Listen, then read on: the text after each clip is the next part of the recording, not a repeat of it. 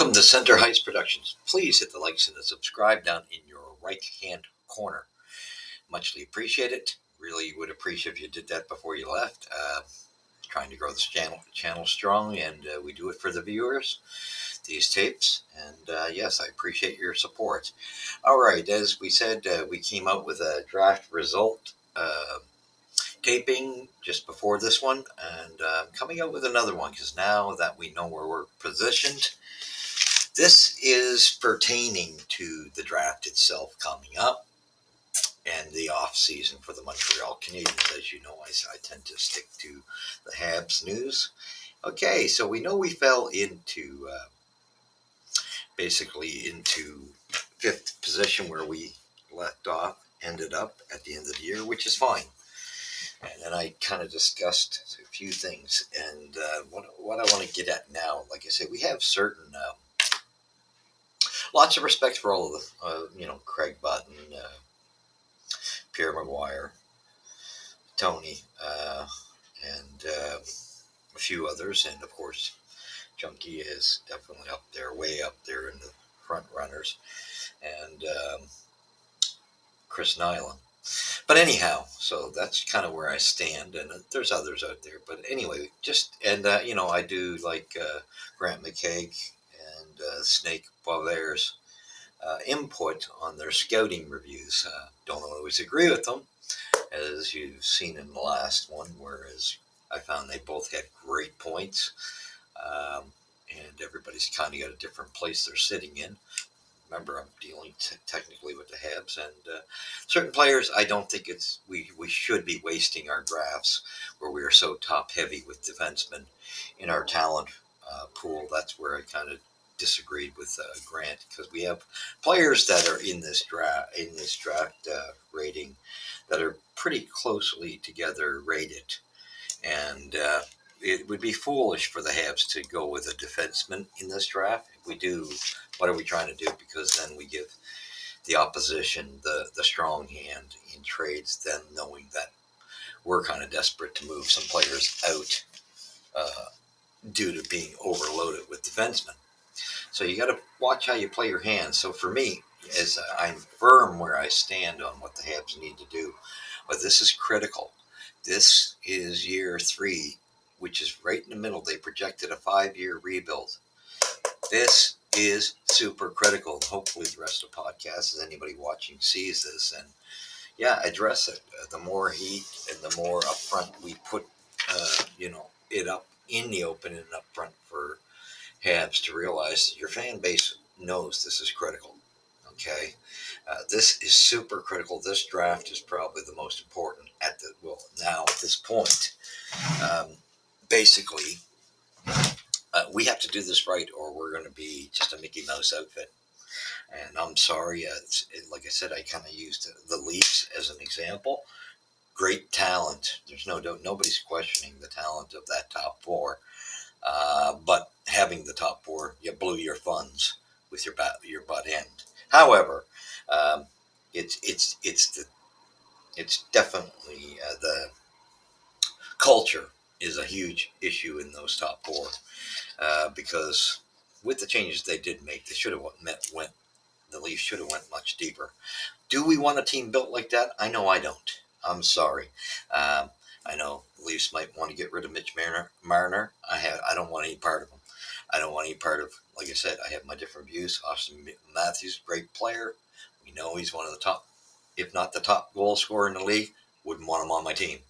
And it's due to cultural attitudes. And sorry, for me, doesn't fly. Even Nylander, I would say, is questionable. Only guy in there, and he gets criticized the hardest is Tavares, but he is a true leader.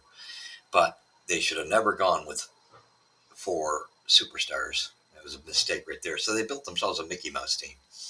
And lots of talent, great season team, no doubt about it. But do you want to be a team that's going to keep making the playoffs and not go anywhere, or do you want to build a championship squad? Now, I have a lot of faith in Jeff Gordon, his track record with what he's done with Boston. Boston still has players of what he had done while he was there, and New York, look at them going strong. Although now the question mark is, can they get over the hump. That's but they're a solid team. They're right up there and they're flying right now. They very well could take it this year. So what we're driving at is it is critical. We only have now. You look at the Bob McKenzie's draft board. He's got Celebrini, Demidov, and Siliev, Lusharov, and Lidstrom, Dickinson, Raki. I can't even pronounce his name. Perium, uh, Hellenius, and Iginla. That's your top 10. Then you got Canton, Yaminchuk, Iserman, Sinecki, which I think he's garnering a lot of attention. He's a big winger too. But again, at 14, why would you waste your fifth round pick? Connolly's even lower. And I know you got Sinaki, and I know I'm butchering his name.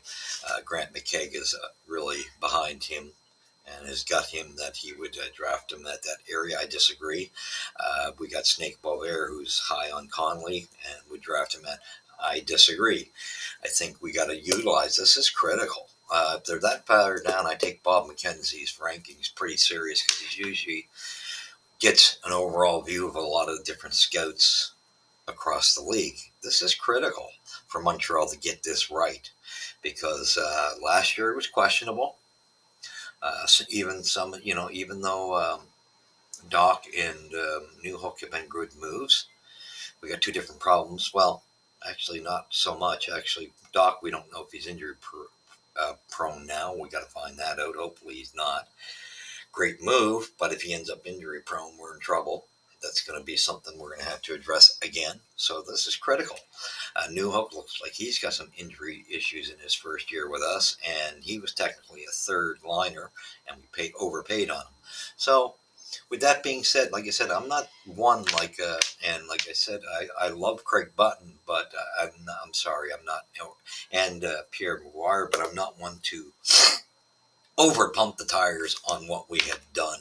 I'm a little more critical on, I guess I expect more, I guess you could say. So I think it's critical. If we can't, I think this is a draft that we really should be looking at.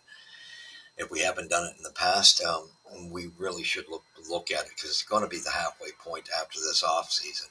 And I think it's critical that we get this right. And, what do you think? Your opinions, leave your opinions. I kind of interested in seeing what different people think.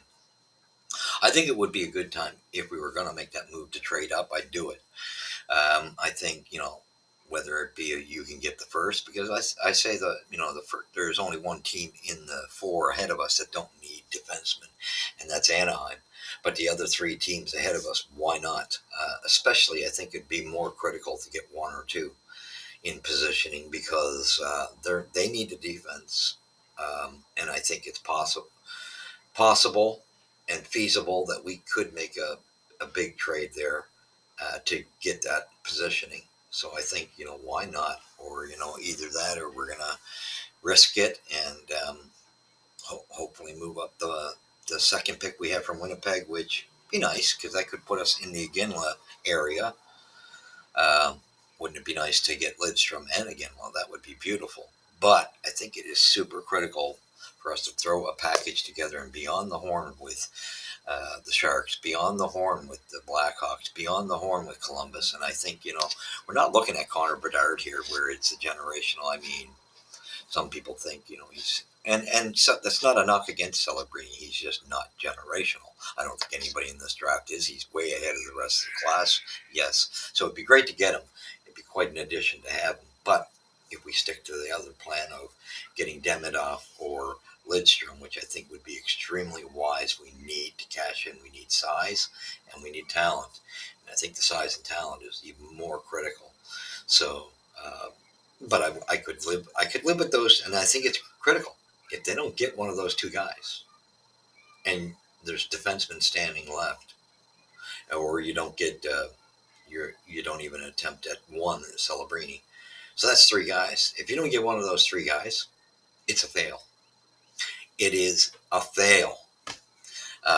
You can't be putting Iginla up there in the top five. I'm sorry to say. great kid. If you wanted to move up your second pick, that's fine. That would make more sense, but your fifth pick is too valuable. So to me, the Habs have got to make a move either up the ranking with one of those teams ahead of them in the draft order. It's going to be critical.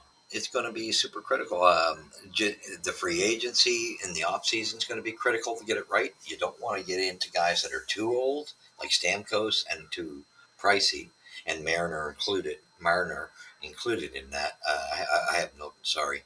Cultural wise, he's just not good for. I don't like the top three of those four in Leafland. I don't like the attitudes cultural wise. I think they could ruin the dressing room.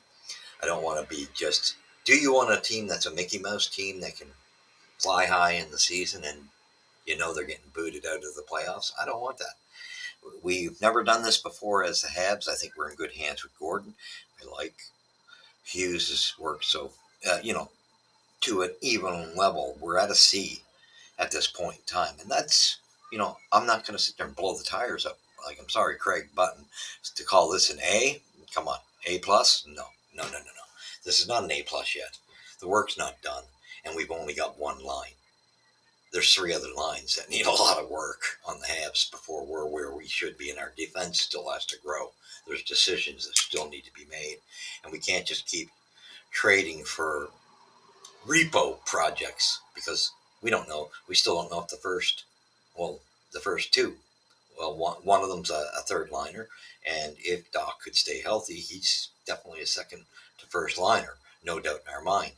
But they're repo guys, and I get why they did it, and it was interesting. Paid too much in my book for New Hook, but so that brought down my rating a bit. And a lot of trades it's been hit and miss. We're kind of here and there. I like the fact, and we know their history. They're going to do something. I'm convinced there's going to be a trade before this draft or on the draft day. And it's a big splash. We got to stay clear of guys like Trevor Zegras. Sorry, talented. No knock against this kid's talent. He doesn't fit into Montreal. We got too many small guys now. Trevor Zegras, if you were a big solid team like Philadelphia, there's a place you would fit. That you got some size to surround and insulate them. That would make sense. We're not built that way. We got to get some size on the wings, big time, and we really got to upgrade the level of quality of our forwards. So really, if we don't, I know Lidstrom's, they're going to have to do, and I'm sure they're doing their due diligence, who to draft, what they're thinking. I just get concerned. I don't want to see us drop in the draft and run to guys like Connolly or Canton and even Sinanki or whatever you call him at 14 that Bob McKenzie has him at. I think you're reaching then, and then you're kind of, and even this Pariki guy. Why would you go downward? We don't need a defenseman. That's what Grant kind of leads to. Pariki, or whatever you call him. Why would you do that? Again, you're going to put yourself in a vulnerable spot. This being too top heavy, and teams are going to have you handcuffed in trades. Then you're going to end up giving up talented defensemen away for nothing. It's stupid to even go down that road. So totally disagree with that. Respect them. Definitely respect all of these guys that are saying this stuff. Definitely massive different in views, and I think this is critical. And I would hope that most of us doing these podcasts, if we're truly behind our team, kind of put it out there, man. How important this draft and off season is, because, like I said, the team was between a D and an F when Marc Bergevin was here, and now Marc Bergevin was good at plugging holes, and he drafted defensemen well. Got to give him that, because a lot of these defensemen are guys that came from his drafting, so you got to give him that. But organizational wise, contracts, and just not going after the right type of deal. Like even look at Christian Dvorak's deal. That was just kind of looked like he panicked. And nothing against Christian because I like him, but it was a panic move again. And I see similar moves of we pay too much sometimes. So we got to get this right. I think it's critical that find out how where Lidstrom's hand is. It's only one injury. Hopefully, they'll get the homework on it. He'll be ready for us in 2 years. You can go and start your off-season work of getting wingers for the time being. Like bring in like someone like Neshikash out of that list. Now you got to watch the costs. I know, I get that. I'm sure there's a lot of other names as well that'll come forward. I think we got to be careful of the Mariners. Steven Stamkos, I love him, but I think he's just too old, and he would have a high price. We got to do our homework really well. And like I said, we can't be getting small guys. Anybody we get has got to have size. This is critical because right now, in my books, we're sitting at C at best in the work we have done. But this will be the halfway point. How we draft. This is the most critical draft. We're not going to be in the top 5 anymore. Getting picks. We are going to be somewhere around 10th place outside of 10 is what I think. I think we'll be outside of 10th in the rankings. We won't be challenging for a playoff spot, but we will be much more competitive. We'll keep moving up the ladder, and if we do this right, we can be competitive and challenge for a wild card the following year. But if we don't do the next 2 off seasons as far as free agency are critical, and if we could at least get one top 6 forward in the free agency, that would be great. But we got to utilize this draft because the draft is a different situation than the free agency. This is critical because this is our last opportunity with a top 5 pick. You got to get this right. You got to get this right. So to me, Lidstrom size wise and what he can do offensively, and he wants to come here, is an awesome move. I think Demidov I could live with as well, but I don't like his size so much. But he seems to be have that offensive side of him that's even better, a little bit above Mitchkoff's. So that could be a redo for us in that regard. And unless you went really all out and went after, trading with the Sharks, and they could, like I say, nothing's impossible because the Sharks could use a couple of defensemen and still get their a couple of first rounders in drafts. That would be appetizing if to give up that for one player. So you think of that, though. That's why I say for them in Chicago, it should be interesting. Offer that big will help boost your rebuild. So we really got to think on that and not let this management team just take this lightly. Let them know that from the Habs fan side, this is critical. We've accepted the time and patience to build this team, but don't waste it and mess things up and get yourself a Mickey Mouse team like the Toronto Maple Leafs are right now. And they got yes, they're 4 superstars. Can't win with them. Can't win. And if the Leafs don't fix that, they're not going to. But you can't win with those guys. And to me, you can see an attitude. I don't want that attitude on Montreal. Not whatsoever. I want to see good character, good cultural guys that are team players. That's what you want to see. So for us, we got to do our homework. This draft is critical. And to me, it's a fail if you don't get, Celebrini. Like you say, it's not out of the question. It's not Connor Bedard here that you're making a trade for. It's not out of the question. So I'm sure something could interest them. Chicago is not out of the realm of possibility to deal with. Columbus is definitely not out of there. I think Anaheim a little more so is because they're top heavy in young defense as well. But that's what we got to look at. We got to make this count. It needs to count. So in my book, unless you end up with that top 5 pick or you make it a better one in a trade and move up. If you don't come out with Celebrini, Lidstrom, or Demidov, yeah, Demidov, you fail for the Montreal Canadiens because we need a forward. You have failed the draft. So this is going to drop your halfway point. We're going to know where we're headed because we're going to be. They projected 5 years for the rebuild. I think it's going to take longer, personally. However, by their own mouths, 5 years. Well, that's the halfway point. You're in year 3.